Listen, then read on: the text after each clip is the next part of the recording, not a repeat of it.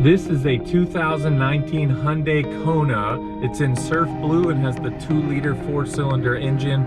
I'm going to give you 10 things you need to know about this little SUV and 3 gripes at the end, starting right now.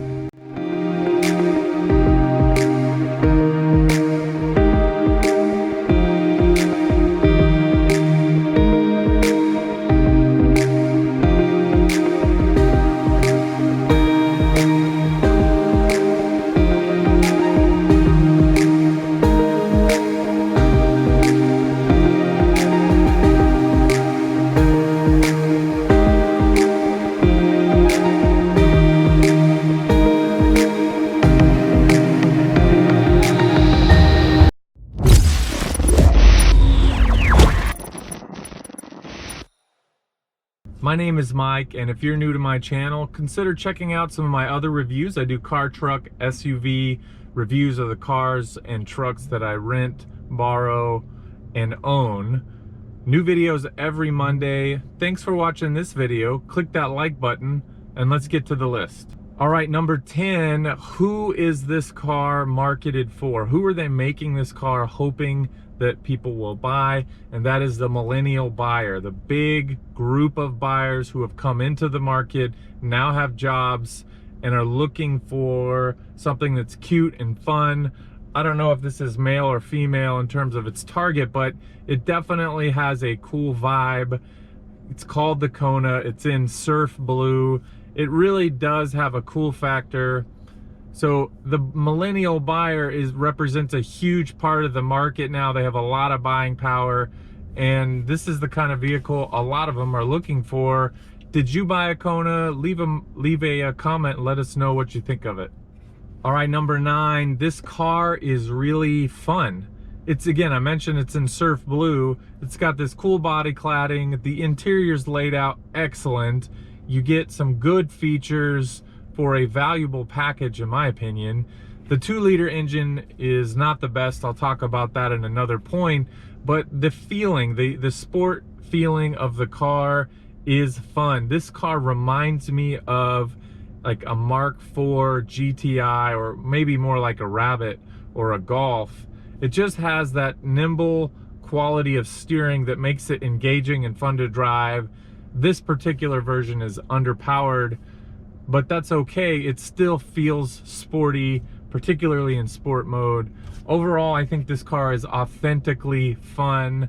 And number 8, this comes with a base model 2-liter 4-cylinder engine, but you can get it with a 1.6-liter turbo that does 0 to 60 in, I think, 6.3 seconds. This does it closer to like 8.8. So it's not quick. It has a 6-speed automatic transmission. You can switch it into manual mode. In sport, it felt faster than that, I'm not gonna lie, but it wasn't. So it's definitely not a quick car, but when you combine it with the sporty, it's still fun. And not to mention, it's really tiny. So if I were buying one or recommending somebody to buy this, I would recommend that 1.6-liter turbo. But you can also get it with an electrified version, which I would need to test drive before talking more about. But if you're into that kind of thing, if you want an electrified vehicle, you should consider this, because the total package is pretty great. And I would imagine when it's electrified, that would just add to the overall technology and kind of fun feel of this car. All right, number 8, the rear seat has very little room. It's made for little guys or a quick trip to lunch. That's it. As you can see, I barely fit back there. And the trunk isn't much bigger. So this is a small CUV. I'm gonna keep comparing it to the Subaru Crosstrek, but the Crosstrek had more room both in the back seat and in the trunk. But I do like this better than the Crosstrek. And so while it doesn't have a ton of room, I don't think you need it if you're buying one of these. It does have child locks for 2 car seats. So if you're thinking about having kids or have small kids, you can still have them in this car, but not for long. It's pretty small back there. And as you can see, I could only fit 1 piece of luggage in the back. It's a little small. All right, number 6, what is this car like to drive? So the steering is responsive, crisp. It is fun to drive. I can't stress that enough. I was pleasantly surprised and honestly had no idea. I hadn't read about this car very much. It hadn't been something I've paid attention to. And so the Kona overall to drive is quite fun. It's a little bit wider than maybe some cars that are this small is. So I also think that adds to its nimble steering feel. I bet with that 1.6 liter, it truly is a sporty feeling small CUV. And from what I've read, it is definitely top class from a performance standpoint when compared to its competitors. Before I go on with the list, if you would consider clicking that like button, it helps this video, helps my channel. I'm trying to grow my subscriber base, so I would appreciate it. It helps my channel. Thank you, and let's get back to the list. Number 5, let's talk miles per gallon. So I've seen an average of just under 35 miles per gallon combined. That's driving over 150 miles. And so I would say that's pretty good, or at least what should be expected for a car this small. I saw almost 40 miles per gallon on the highway, but I was cruising at 75. So I would imagine if you got down to 65, you would have no trouble hitting that 40 plus miles per gallon on the highway. So the miles per gallon are pretty impressive. Those go down a little bit with the 1.6 liter, down by about 10%. So you're gonna get a little better gas mileage out of this engine, but not much. I would definitely go with the bigger engine for that sportier driving experience. All right, number 4, the infotainment system. So Hyundai's is one of the better. I like what they've done. The update is very clear, easy to touch, Apple CarPlay, Android Auto. You've got some good apps all around, easy to get to your music, set up, change your settings, click around. Overall, it's a good system. I have no complaints. I think it's really cool how fast most of these companies have come up to speed and have a competitive system. Hyundai is no exception. All right, starting all over. Number 3, the safety features in this vehicle include the lane departure warning, so it'll beep at you. You can turn it off easily with one button over here on the side. It does have emergency crash warning, so it'll beep at you if you're coming up on someone too fast and don't have your foot on the brake. But it doesn't have emergency braking, and it doesn't have adaptive cruise control.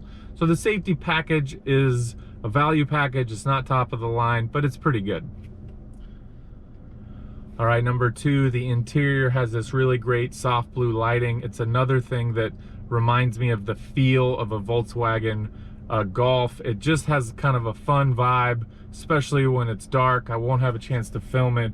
I saw it last night and the night before, but the dark blue lighting really gives it a great vibe. It goes with the fun feeling of the car overall.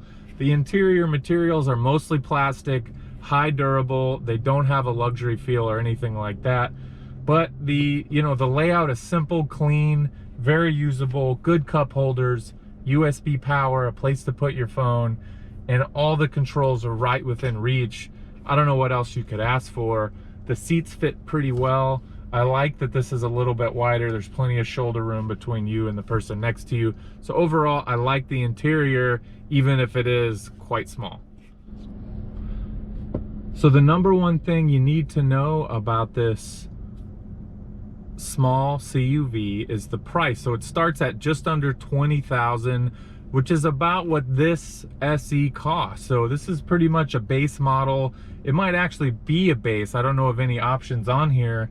And then you can go all the way up to the top of the line, cost you into the 30s, close to 35. So there's a pretty big span, $15,000 from the top to the bottom. But overall, at the base level, you're getting a good value. You add that 1.6 liter and some of the other features that you can add, you're going to end up just under 30, in the mid 20s, with a pretty potent little package. So overall, I really like this vehicle. I'm very surprised. It was a lot of fun. Let's get to the gripes. All right, as usual, 3 gripes. So the first one, no adaptive cruise control. It's disappointing, but it's really not expected. Number 2, the back seat and especially the trunk space is just a little bit tight. It's too small. And then number 3, and the only reason I'm saying this because I feel like I have to, I said it about the Crosstrek. The no exhaust thing is just weird. It's tucked up underneath.